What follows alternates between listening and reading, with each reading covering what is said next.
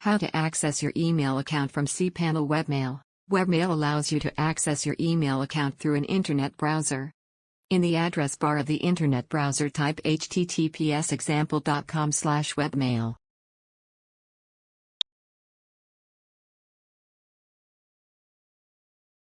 Here, example.com is the domain of the email address we want to access and 2096 is port number.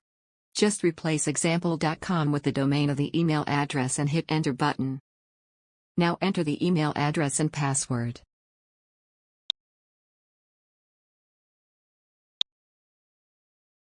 Click on the Login button. You can click to check this box so that you can directly open Inbox next time when you log in. Now click on the Open button. Here you can compose and access mails, save contacts, etc. Now you know how to access your email account from cPanel Webmail. Thank you for watching.